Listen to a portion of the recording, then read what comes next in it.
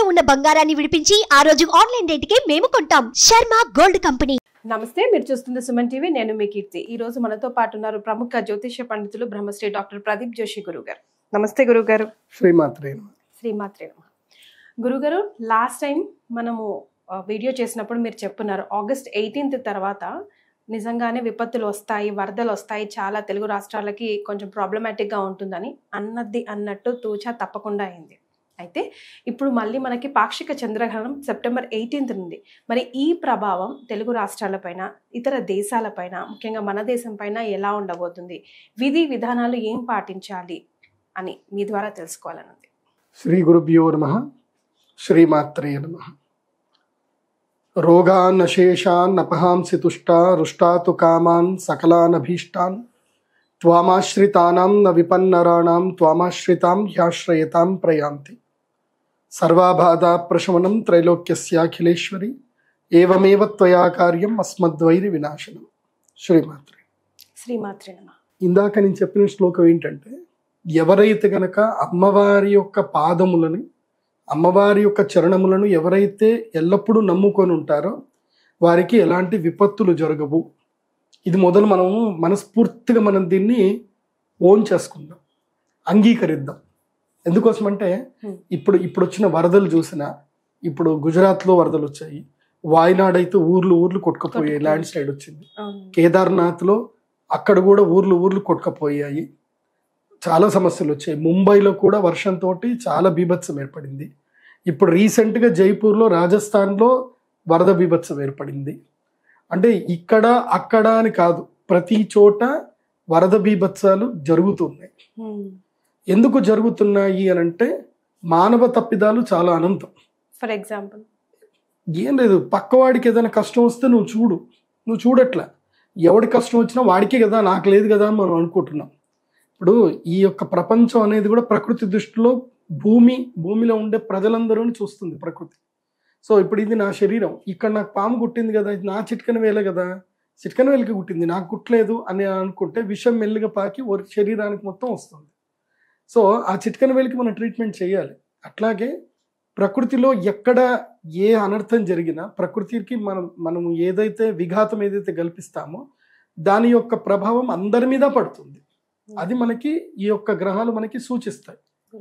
ఇప్పుడు గ్రహస్థితులు ఈ సంవత్సరం బాగాలేదు. ఇప్పుడు మనకి జ్యోతిష్ శాస్త్రంలో ఒక గొప్ప గుణం ఏంటంటే, సంవత్సరం పేరుతోటే ఆ సంవత్సరం అంతా ఎలా ఉంటుంది అనేది మనకు చెప్పేస్తుంది. మనకప్పుడు ఏమొచ్చింది, వికృతి నామ సంవత్సరం వచ్చింది. ఏమైంది, వికృతం మొత్తం జరిగింది. తర్వాత శార్వరి అంటే అందరి జీవితాలన్నీ కూడా చీకట్లోకి వెళ్ళిపోయాయి. తర్వాత ప్లవనామ సంవత్సరం, జీవితాలు మారాయి. శోభకృతనామ సంవత్సరం, పోయిన సంవత్సరం జీవితాలు బాగుపడ్డాయి, అందరి జీవితాలు బాగుపడ్డాయి, అందరూ ఆనందంగా ఉన్నారు. ఇప్పుడు ఏంటి అంటే క్రోధి నామ సంవత్సరం. అంటే ప్రకృతి ఏం చేస్తుంది, కోపం చూపిస్తుంది. సో ప్రకృతి యొక్క ప్రకోపాన్ని మనము భరించవలసిందే. ఇది జరుగుతుంది. ఇది క్రోధినామ సంవత్సరం. క్రోధినామ సంవత్సరంలో విశేషంగా 2 సూర్యగ్రహణాలు, 2 చంద్రగ్రహణాలు. నేను ఆల్రెడీ ఉగాది ఎప్పుడే మీరు నేను కలిసి డిస్కస్ చేసాం. అప్పుడు పంచగ్రహ కూటమిలో సూర్యగ్రహణం ఏర్పడింది. దాని యొక్క ప్రభావము ఈ సంవత్సరం పాటు ఉంటుంది. మళ్ళీ షష్టగ్రహ కూటమిలో వచ్చేటువంటి సూర్యగ్రహణం వరకు ఆ ప్రభావం ఉంటుంది. మళ్ళీ ఏప్రిల్లో సూర్యగ్రహణం రాబోతుంది. ఎప్పుడు షష్టగ్రహ కూటమితో కూడుకున్న సూర్యగ్రహణము ఏప్రిల్ 2025లో వస్తుంది. అప్పటి వరకు క్రోధినామ సంవత్సరం యొక్క క్రోధము ప్రభావం ఉంటుంది. ప్రకృతి యొక్క క్రోధ ప్రభావము ఈ యొక్క భూమండలం పైన ఉంటుంది.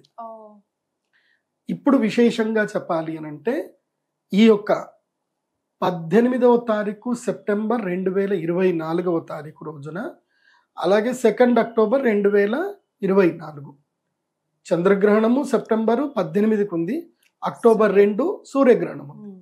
మొదలు ఇప్పుడు నేను చంద్రగ్రహణం గురించి చెప్తాను, జాగ్రత్త వినండి. 18 సెప్టెంబర్ అంటే మన ఇండియన్ టైం ప్రకారము, ఐఎస్టీ మన ఇండియన్ స్టాండర్డ్ టైం ప్రకారము 18 సెప్టెంబర్ 2024 ఉదయం 7:42 నుంచి మధ్యాహ్నం 12:30 అంటే ఆల్మోస్ట్ 1 o'clock వరకు, 7:30 to 1 o'clock వరకు, ఆల్మోస్ట్ 5 to 6 అవర్స్ మొత్తం కూడా ఈ గ్రహణం అనేది ప్రభావం అనేది ఉంటుంది. ఈ గ్రహణం టైమ్స్ లో వస్తుంది మార్నింగ్ టైంలో, అంటే మనకి కనబడదు. ఓకే, ఈ చంద్రగ్రహణము మన దగ్గర చంద్రుడు అస్తమిస్తాడు పశ్చిమం లోపల, ఈ ఇతర దేశాల్లో ఉదయిస్తాడు. ఆ ఏ దేశాల్లో ఆ చంద్రగ్రహణం కనిపిస్తుందో ఆ దేశాల పేర్లు కూడా చెప్తాను, అవి అందరు కూడా నోట్ చేసుకోండి. అయితే ఈ చంద్రగ్రహణము మన దేశంలో అయితే లేదు, మనకి కనబడట్లేదు కాబట్టి మనకి సూతకం ఉండదు. అదేవిధంగా దేవాలయాలు మూసేయడాలు, ఆహార నియమాలు, ఇళ్ళు కడుక్కోవడాలు ఇవేవి కూడా మనకైతే లేవు. గ్రహణ నియమాలు వర్తించు. అయితే ఈ గ్రహణ నియమాలు వర్తించవు, కానీ గ్రహణం వల్ల గ్రహ ప్రభావం అయితే రాశుల మీద ప్రభావం అయితే తప్పకుండా ఉంటుంది. ఈ గ్రహణము ఎప్పుడైతే జరుగుతుందో, ఈ గ్రహణము జరిగిన తర్వాత ఈ గ్రహణానికి సంబంధించిన ముహూర్తాన్ని బట్టి ఆ ఏదైతే సందర్భంలో గ్రహణం ఏర్పడిందో ఆ కుండలిని బేస్ చేసుకొని ఆ కుండలి ప్రకారం కొన్ని రాశుల వారికి కీడు ఉంటుంది, కొన్ని రాశుల వారికి మేలు ఉంటుంది. ఆ తర్వాత కొన్ని విపత్తులు జరుగుతాయి, కొన్ని లాభాలు కూడా జరుగుతాయి. నష్టము జరిగింది అని అంటే ఒక దగ్గర లాభం కూడా జరుగుతుంది. లాభము నష్టం రెండూ ఉంటాయి. సో ఇప్పుడు ఉదాహరణకి వరదలు వచ్చేసాయి, కొట్టుకుపోయాయి, ప్రజలకు నష్టం జరిగింది. కానీ బోట్లు అమ్మేవాడికి లాభం, వాటర్ బాటిల్ అమ్మేవాడికి లాభం, ప్లాస్టిక్ పేపర్లు అమ్మేవాడికి లాభం, పొట్లాలు అమ్మేవాడికి లాభం, భోజనాలు అమ్ముకునేవాడికి లాభం. ఇట్లా కొంతమందికి లాభం కలుగుతాయి కదా. కొంతమందికి నష్టం జరిగింది అంటే కొంతమందికి లాభం జరుగుతుంది. ఇది జరిగింది, ఇన్సూరెన్స్ వాడికి నష్టము, ఎవరైతే వెహికల్స్ రిపేర్ చేస్తారో వాళ్ళకి లాభం. ఎందుకోసం అంటే వెహికల్స్ అన్ని మర్జ్ అయిపోయాయి నీళ్ళల్లో. సో ప్రకృతి ఎట్లా ఉంటుందంటే ఒకళ్ళకి నష్టం జరుగుతుంది, ఒకళ్ళకి లాభం జరుగుతుంది. అట్లాగే సూర్యగ్రహణం కానీ చంద్రగ్రహణం ఏర్పడినప్పుడు 4 రాశులకి నష్టము, 4 రాశులకి లాభం కలుగుతుంది. సో ఆ లాభ నష్టాలు ఏవో కూడా చెప్తాను, జాగ్రత్తగా వినండి. ఎప్పుడైనా గ్రహణం ఏర్పడినప్పుడు ఆ గ్రహణము ఏదైతే రాశి ఉంటుందో మన స్వరాశి నుంచి, మన రాశి నుంచి గ్రహణ రాశి, మన రాశి నుంచి లెక్క పెట్టినప్పుడు గ్రహణము ఏ రాశిలో అయితే జరుగుతుందో ఆ రాశి 3, 8, 4, 11 అంటే ఆ రాశి నుంచి 3వ రాశి. ఇప్పుడు ఉదాహరణకి మకర రాశి వారు ఉన్నారు. ఇప్పుడు ఇది గ్రహణం ఏ రాశిలో జరుగుతుంది అని అంటే మీన రాశిలో ఉత్తర భాద్రపద నక్షత్రం యొక్క 2వ పాదంలో ఈ యొక్క గ్రహణం జరుగుతుంది. ఇది చంద్రగ్రహణం 18వ తారీఖు సెప్టెంబర్.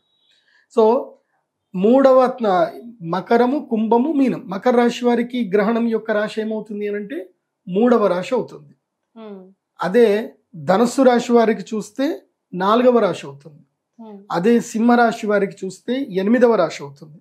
అదే వృషభ రాశి వారికి చూస్తే 11వ రాశి అవుతుంది. కాబట్టి 3, 4, 8, 11 స్థానాలు కలిగినటువంటి ఈ 4 రాశులు ఎవరైతే ఉన్నారో, ఎవరు మకరము, ధనస్సు, సింహము, తర్వాత వృషభ రాశి, ఈ 4 రాశుల వారికి ఏంటంటే ఈ గ్రహణము వల్ల లాభము కలుగుతుంది. ఈ గ్రహణం వల్ల వీళ్ళకి అదృష్ట యోగం కలుగుతుంది. ఎక్కడో ఒక చోట నెగిటివ్ జరుగుతుంది, వీళ్ళకి మాత్రం అది పాజిటివ్గా మారిపోతుంది. ఇందాక చెప్పిన ఎగ్జాంపుల్ లాగా. సో ఈ 4 రాశుల వారికి మేలు జరుగుతుంది. ఆ తర్వాత ఏ రాశుల వారికి అరిష్టం జరగబోతుంది ఈ యొక్క చంద్రగ్రహణం వల్ల. ఈ రాశుల వారు ఎవరు అనంటే ఎక్కడైతే కనుక గ్రహణం జరుగుతుందో ఆ గ్రహణ రాశి ఏమేమి అవ్వకూడదు అనంటే 1, 6, 2, 7 రాశులు అవ్వకూడదు. 1, 6, 2, 7 ఈ రాశులు అవుతే గనక వాళ్ళకి ఈ గ్రహణము అరిష్టము. ఎవరెవరికి అనంటే 1వ స్థానం. 1వ స్థానం అంటే స్వరాశి, తమ రాశిలోనే గ్రహణం జరగబోతుంది. కాబట్టి ఎవరికి అనంటే మీన రాశి వారికి అరిష్టము. అందులోపల ఉత్తర భాద్రపద నక్షత్రం వారికి గండకాలము, ఉత్తర భాద్రపద నక్షత్రం వారికి మంచిది కాదు ఈ గ్రహణము. 2వ స్థానము. సో మీనరాశికి 2వ స్థానం ఎవరు అవుతారు అంటే కుంభరాశి వారికి మీనరాశి 2వ స్థానం అవుతుంది. కాబట్టి కుంభరాశి వారికి కూడా ఈ గ్రహణము అరిష్ట ఫలదాయకము. ఆ తర్వాత 7వ స్థానమైనటువంటి కన్యారాశి వారికి కూడా ఈ గ్రహణము అరిష్టప్రదం అవుతుంది. కన్యారాశి వారికి కూడా ఈ గ్రహణము మంచిది కాదు. అదేవిధంగా 6వ స్థానమైనటువంటి తులారాశి వారికి కూడా ఈ గ్రహణము మంచిది కాదు. కన్యారాశి, తులారాశి, కుంభరాశి, మీనరాశి ఈ 4 రాశుల వారికి ఈ గ్రహణము అరిష్టప్రదం అవుతుంది. అంటే ఎలాంటి ఫలితాలు ఇస్తుంది అంటారు? అంటే అనారోగ్యం రావడము, లేకపోతే బంధువుల మధ్యన తగాదాలు ఏర్పడము, తమ యొక్క వస్తువులు కోల్పోవడము, లేదా ఏదైనా యొక్క వ్యాపారంలో నష్టం జరగడము, ఎవరి చోటైనా మోసపోవడము. ఇప్పుడు ఈ మధ్యకాలంలో నేను చూశాను, నాకు తెలిసిన వ్యక్తి ఫ్రెండ్ అని చెప్పి, వాడు మంచి ఆస్తిపరుడు, వాడి దగ్గర అసలు తక్కువ లేదు ఆస్తి. మరి అలాంటి గొప్ప వ్యక్తి వాడి వల్ల నాకు ఎప్పుడైనా ఉపయోగపడుతుంది కదా అని ఏదో ఊరికే షూరిటీ అని సంతకం పెట్టాడు. వాడి జీవితానికి 20 లక్షలు పెద్ద మ్యాటర్ కాదు. ఇంకోసం అంటే వాడి దగ్గర విపరీతమైన ఆస్తి ఉంది. అంత ఆస్తి ఉన్నోడు 20 లక్షలకి ఏం నష్టం జరుగుతుంది అని చెప్పి షూరిటీ పెట్టాడు. షూరిటీ పెట్టిన 3 నెలలకు ఏం జరిగింది అని అంటే, ఈ కేదార్నాథ్ వరదల్లో అతను చనిపోయాడు. చనిపోయిన తర్వాత ఏమైపోయింది అని అంటే, ఆస్తుల మీద ఫ్రెండ్కి హక్కు ఉంటుందా? ఉండదు. భార్యకి హక్కు ఉంటుంది. భార్యకు ఆస్తి ఎంత వెళ్ళిపోయింది, వీలునామా రాసిన పిల్లలకు ఆస్తి వెళ్ళిపోయింది, ఇన్సూరెన్స్ వాళ్ళందరికీ వెళ్ళిపోయింది. ఇప్పుడు ఇన్సూరెన్స్ డబ్బులు వాళ్ళకి వెళ్ళిపోయాయి, షూరిటీ మాత్రం వీడు పెట్టాడు. ఆ భార్య అంటుంది నాకు సంబంధం లేదు, ఆయన సంతకం పెడితే నువ్వు 5 నెలలు అడుక్కుంటున్నాను. పిల్లలు మాకు సంబంధం లేదంటారు, వాళ్ళ అమ్మ నాకు సంబంధం లేదంటుంది. వీడి జీవితానికి 20 లక్షలు అంటే వీడి జీవితకాల సంపాదన. అందుకోసం అంటే వీడి నెలకు సంపాదించేది 20,000, ఏదో ఫ్రెండ్ అని సంతకం పెట్టాడు అంతే. వీడు 20 లక్షలు అప్పు కట్టాల్సిన పరిస్థితి వీడికి ఏర్పడింది. సో జీవితం అట్లా కింద మీద అయిపోతుంది. అందుకే మన జీవితంలో పెట్టకూడదు ఎప్పుడు షూరిటీ సంతకమే. అది ఎట్లా ఉన్నా సరే, మన తలరాత బాగలేకపోతే ఏం జరుగుతుంది అది. సో ఇలాంటివి చెయ్యకండి, ముఖ్యంగా మోసపోతారు. ఇప్పుడు ఎవడో ఒక డబ్బులు ఇస్తాడు. ఈ మధ్య కాలంలో ఒక బోగస్ కేసు చూసింది. వాడేదో సిఎస్ఆర్ ఫండ్ ఇస్తాం మీకు, మా దగ్గర బోలే డబ్బులు ఉన్నాయి అని బ్యాంక్ స్టేట్మెంట్ చూపించి, మేము ఈ ఫండ్ కేవలము మంచి వాళ్ళకే ఇవ్వాలి, ఎవరైనా మంచి పనులు చేసే వాళ్ళకి ఇవ్వాలి, మేము మీకు ఇస్తాము, కాకపోతే మాకు ఛార్జెస్ అవుతాయి, మీకు 10 కోట్లు ఇస్తాము అని చెప్పి 10 లక్షలు మీరు మొదలు ఇవ్వాలని చెప్పి 10 లక్షలు మాకు బ్లాక్ ఇస్తే మీకు వైట్ 10 కోట్లు వస్తాయి, మీరు ఖర్చు చేసుకోండి, మీరు 5 కోట్లు ఖర్చు పెట్టుకోండి, మాకు ఆ 10 లక్షలు మినహాయించి 5 కోట్లు ఇవ్వండి అని చెప్పి బ్యాంక్ స్టేట్మెంట్ అవి చూపించి వీళ్ళకి ఏం తెలుసు అని 10 లక్షలు ఇచ్చారు. Next day phone switch off. So ఇలా 1 కాదు 2 కాదు, నా దగ్గరికి లైన్ కడతానే ఉంటారు. ఇట్లా రోజు వింటా ఉంటాను అనమాట, నవ్వు వస్తూ ఉంటుంది. మీరు పోలీస్ స్టేషన్ పోవచ్చు కదా అంటే, పోతే ఏమవుతుంది గురుగారు, కంప్లైంట్ ఫైల్ చేసుకుంటారు, నడుస్తోంది కేసు నడుస్తుంది అంతే, ఇక ముందుకు వెళ్ళదు. అది 10 ఏళ్ళు అవుతుంది, 15 అవుతుంది. సో ఇలాంటివన్నీ ఏ రాశుల వారికి జరుగుతాయి అన్నారు, ఒకసారి మళ్ళీ చెప్పండి. జాగ్రత్తగానండి. ఇందులోపల స్పెసిఫిక్ గా చెప్పాలంటే హస్తా నక్షత్రం వారికి, ఈ హస్తా నక్షత్రం వాళ్ళకి ఏంటంటే, హస్తా నక్షత్రము, రేవతి నక్షత్రం, పూర్వభాద్రపద 4వ పాదము, ఉత్తరాభాద్రపద నక్షత్రము, హస్త తర్వాత ఉత్తరాఫల్గుణ నక్షత్రం 3 పాదాలు, చిత్తా నక్షత్రం 2 పాదాలు. వీళ్ళకి 2 గ్రహణాల ప్రభావం ఉంది. నేను మళ్ళీ చెప్తున్నాను, ఉత్తరాభాద్రపద 4వ పాదము, పూర్వభాద్రపద 4వ పాదము, ఉత్తరాభాద్రపద రేవతి నక్షత్రం, ఈ 3 నక్షత్రాలు. అలాగే ఉత్తరా ఫల్గుణ నక్షత్రం 3 పాదాలు, హస్తా నక్షత్రం కంప్లీట్గా, తర్వాత చిత్తా నక్షత్రం 2 పాదాలు. అంటే మీనరాశి వారికి, కన్యా రాశి వారికి ఈ 2 గ్రహణాలు దెబ్బ కొడతాయి. అంటే ఈ నెల రోజులు మీనరాశి వారు, కన్యా రాశి వారు ఏం చేయాలంటే, తిన్నామా, పడుకున్నామా, సినిమా చూస్తున్నామా, ఏమైనా వీడియోలు చూసామా, ఎవరితోటి ఫోన్ మాట్లాడకూడదు, ఎవరికి ఏ ప్రామిస్లు చేయకూడదు, ఎక్కడికి ట్రావెల్ చేయకూడదు, తిన్నామా, పడుకున్నామా, తెల్లారిందా. ఎవరికి? కన్యా రాశి వారికి, మీనరాశి వారికి సెప్టెంబర్ 18వ తారీఖు నుంచి అక్టోబర్ 18వ తారీఖు వరకు కన్యా మీన రాశుల వాళ్ళు సైలెంట్గా ఉండాలి. ఎంత సోషలైజ్ అవ్వకుండా అంత ఉండాలి. మీ మీద అబాండాలు ఇస్తారు, మీరు ఏదో తప్పులు చేశారనో, ఏదో జరిగిందనో మీ మీద అబాండాలు ఇస్తారు. మీరు దేనికి రెస్పాండ్ అవ్వకండి, మీడియాలోకి రాకండి, ఎవరికి సమాధానాలు చెప్పకండి. అది బాగా గుర్తుపెట్టుకోండి. గురుగారు పరిహారాలు కూడా చెప్పాలి మీరు. ఫస్ట్ ఇంకా కంప్లీట్ చేయాలి. సో ఇది ఎవరెవరికి బాగాలేదు అంటే, మీనరాశి, తులారాశి, కుంభరాశి, కన్యారాశి వీళ్ళకి చంద్రగ్రహణం బాగాలేదు. మీన కన్యా రాశి వారికి సూర్య చంద్రగ్రహణాలు 2 కలిపి బాగాలేవు. అది ఎట్లా మళ్ళీ సూర్యగ్రహణం వీడియో చేస్తాం, అది కూడా చెప్తాను. సో ఈ చంద్రగ్రహణంలో మీడియం ఎవరికి ఉంది అని అంటే, వృశ్చిక, కర్కాటక, మిథున, మేష వీళ్ళకి మీడియం ఉంది. వీళ్ళు కనుక బ్యాడ్ రాశి వాళ్ళతో కలుస్తుంటే వాళ్ళకి బ్యాడ్ జరుగుతుంది, మంచి రాశి వాళ్ళతో కలిసి ఉంటే మంచి జరుగుతుంది. అంటే ఎవరు? వృశ్చిక, కర్క, మిథున, మేష వాళ్ళు మీన, తుల, కుంభ, కన్యా రాశి వాళ్ళతోటి ఎలాంటి సహవాసం చేయకూడదు ఈ నెల రోజులు, సెప్టెంబర్ 18 నుంచి అక్టోబర్ 18 వరకు. సహవాసం చేస్తే వాళ్ళ ఎఫెక్ట్ వీళ్ళకి పడుతుంది. So if you are being with good people you will get the good result. So good people అంటే అర్థం కాదు ఇక్కడ, గుడ్ జోడాక్ సైన్స్, ఎవరికైతే శుభ ఫలితాలని ఆ రాష్ట్రం వాళ్ళు. గ్రహణం జరుగుతుంది ఉత్తర భాద్రపద నక్షత్రం యొక్క 2వ పాదం నుంచి 3వ పాదంలో ఈ గ్రహణం జరిగే అవకాశాలు. ఇక విషయానికి వస్తే ఈ గ్రహణం యొక్క ప్రభావం వల్ల ఏమేమి నష్టాలు రాబోతుంది ఇవి బాగా మనం గుర్తుపెట్టుకోవాలి. ఎందుకోసమంటే నేను రాశి ఫలాలు చూసి రాశుల యొక్క గ్రహ తీరు చూసి నేను ఏదైతే చెప్పానో అవన్నీ కూడా జరిగాయి. నేను అమ్మవారికి ప్రార్థన చేసేది ఏంటంటే, అమ్మ ఈ యొక్క చెప్పే వాక్కు సత్యం ఏదైతే శక్తి నాకు అమ్మవారి ఇస్తుందో అది వాక్కు సత్యమైనను కూడా దానికి సంబంధించిన నష్ట ప్రభావం ఏదైతుందో అది జరగకుండా చూడు తల్లి అని నేను ఎప్పుడూ అమ్మవారిని ప్రార్థన చేస్తాను. ఎందుకోసమంటే జ్యోతిష్ శాస్త్రం అనేది అద్దం లాంటిది. అది మనకి భవిష్యత్తు ఏం జరుగుతుందో మనకి చూపిస్తుంది. నువ్వు దాన్ని మేకప్ చేసుకున్నావా, మేక్ ఓవర్ చేసుకొని తప్పించుకోవడానికి ప్రయత్నం చేసావంటే నువ్వు బాగుంటావు. లేదు అని అంటే ప్రకృతి విపత్తు ఎట్లా ఎత్తుకుపోవాలో అట్లా ఎత్తుకొని పోతుంది. నేను ఆల్రెడీ ఆగస్టు 18కి తర్వాత విపత్తులు వస్తాయి, లంక గ్రామాలు మొత్తం కూడా ఖాళీ చేసేసుకోండి, కృష్ణ గోదావరి ముంపు ఏర్పడుతుంది అని చెప్పాను. అవును గురుగారు. నేను చెప్పింది ఎవడూ పట్టించుకోవాలి. సరే ఎందుకోసం అంటే పట్టించుకుంటే ఏమొస్తుంది, ఒకరు జరగలేదని అంటే అన్నట్టుగా ఉంటారు. సో అది ఎవరి విచక్షణ వాళ్ళకి. ఎందుకోసం అంటే దైవం విధిని ఎవడు కూడా కర్మానుసారం ఎవరు చేయలేరు. ఇప్పుడు నేను చెప్పేది ఏంటంటే ఈ రాశి ఇది మెయిన్గా మీన రాశిలో సంభవిస్తుంది. మీన రాశిలో చంద్రగ్రహణం అంటే మీన రాశిలో చంద్రుడు రాహువు కలిసి ఉన్నారు.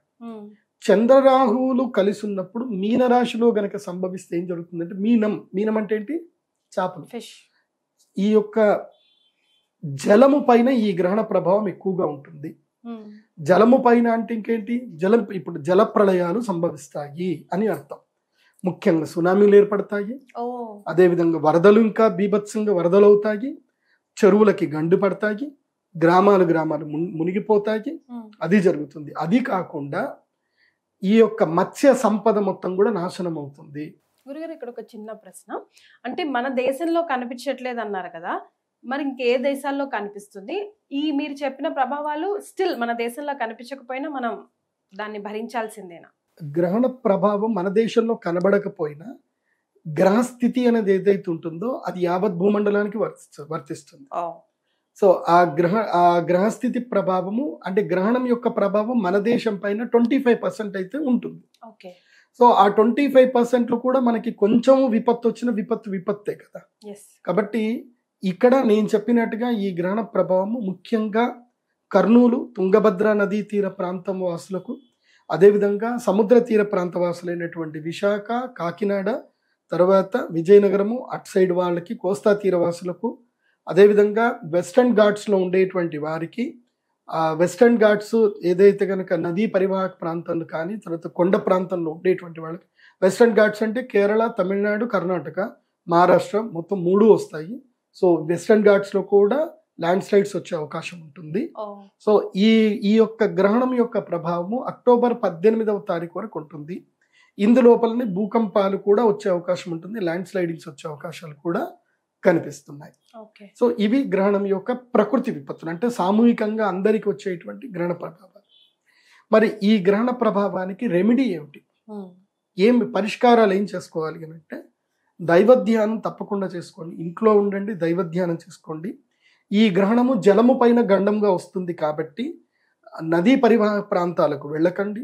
తర్వాత విహారయాత్రలకి, నదుల్లో విహారయాత్రలు, స్పీడ్ బోటింగ్ అని చెప్పి వాటికి కూడా వెళ్ళకండి. అదేవిధంగా మేము అన్ని ప్రికాషన్ తీసుకున్నామండి అన్నీ అనుకున్నా వేస్ట్. ఎందుకోసం అంటే మొన్న ఈ మధ్యలోనే నంద్యాల దగ్గర ఒక పెద్ద పోలీస్ ఆఫీసర్ వాళ్ళ పిల్లలే విహారయాత్రకని వెళ్ళారు, బోట్లో లైఫ్ జాకెట్ వేసుకున్నారు, అన్ని వేసుకున్నారు. వాళ్ళ దురదృష్టం ఏందనంటే లైఫ్ జాకెట్ వల్లనే వాళ్ళు చనిపోయారు. అది ఎందుకోసం అంటే ఆ బోట్ తిరగబడిన బోట్ వాళ్ళ మీదే పడింది. సో ఆ బోట్లో నుంచి వీళ్ళు బయటకు రావాలంటే మునిగి బోట్లో నుంచి బయటకు రావాలి. వీళ్ళు మునుగుదామంటే లైఫ్ జాకెట్ మునగడానికి ఛాన్స్ ఇవ్వట్ల. సో ఆ బోట్ బరువు వెళ్ళిపోయి వీళ్ళు లోపల మునిగిపోయారు. సో వాళ్ళు బయటకు రాలేకపోయారు. ఇది ప్రెషర్ ఏమో పైకి కొడుతుంది, బోట్ ఏమో పైకి ప్రెషర్ ఇస్తుంది. సో అకస్మాత్తుగా అక్కడ చనిపోయారు. ఇంకా సో మరణం అనేది మృత్యుగండం దీనిపైన ఉంది అన్నప్పుడు అది జరిగిపోతుంది. అక్టోబర్ 18వ తారీఖు వరకు గండ పురుషుడు భూమిపైన సంచారం చేస్తాడు. అందులోపల జలము పైన సంచారం చేస్తాడు, తదుపరి అగ్ని పైన సంచారం చేస్తాడు. అంటే విద్యుత్ ఆఘాతాలు బాగా జరిగే అవకాశం ఉంటుంది. కాబట్టి విద్యుత్ అధికారులు కూడా చాలా అప్రమత్తంగా ఉండండి. అండ్ ప్రజలు కూడా చెప్పేది ఏంటంటే, మీరు విద్యుత్ అధికారులని కోప్పడకండి, తిట్టకండి వాళ్ళని. వాళ్ళు కరెంటు తీశారు అని అంటే మన మంచి కోసమే తీశారు అని అర్థం చేసుకోండి. ఏదో సీరియల్ మిస్ అయిపోతున్నామో, క్రికెట్ మిస్ అయిపోతున్నాం అనుకుంటాం కానీ అక్కడ లైఫ్లు మిస్ అయిపోతాయి. ఎందుకోసం అంటే ఎక్కడైనా ఒక తీగ నీటిలో తెగిపడిందంటే ఎర్త్ సరిగ్గా లేకపోతే ఇంకా అందరి ప్రాణాలు ఎగిరిపోతాయి. సో ఆ విషయంలో జాగ్రత్తగా ఉండండి. ఇక పరిష్కార విషయానికి వస్తే గ్రహణం అనేటువంటిది చాలా అద్భుతమైన సమయం. ఎవరెవరి జాతకంలో అయితే గనక చంద్రుడు రాహువు కలిసి ఉన్న, చంద్రుడు కేతు కలిసి ఉన్న వాళ్ళకి జీవితము లోపల ఏవి కూడా ఫుల్ఫిల్గా దొరకవు, సాటిస్ఫాక్షన్గా వాళ్ళ జీవితం ఉండదు, మనస్సు తృప్తిగా ఉండదు, మనస్సు ఎప్పుడు చంచలంగా ఉంటుంది, తర్వాత జ్ఞాపక శక్తి తక్కువగా ఉంటుంది, తర్వాత శరీరంలో ఎప్పుడు కూడా అనారోగ్యాలు ఉంటాయి. ఏవి? చంద్రకేతువు, చంద్ర రాహువు ఇవి కలిసి ఉంటాయి. చంద్రకేతువు జాతకంలో ఎవరికైతే కలిసి ఉంటుందో వాళ్ళకి విపరీతమైన అనుమానం ఉంటుంది, విపరీతమైన ఆలోచన. ఎప్పుడు పడుకున్నా, లేచినా, కూర్చున్నా ఎప్పుడూ ఆలోచనే ఉంటుంది వాళ్ళకి. తీరా చేస్తే ఒరిగేది ఏముండదు, కానీ ఆలోచిస్తూనే ఉంటారు.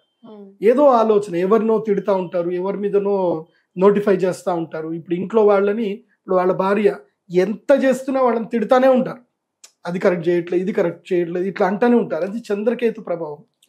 చంద్ర రాహు ప్రభావం ఎలా ఉంటుంది అని అంటే, ఎన్ని టాబ్లెట్లు వేసుకోండి, ఎంత యోగా చేయండి, ఏమీ చేయండి, అనారోగ్యం అట్లాగే కంటిన్యూ అవుతూ ఉంటుంది.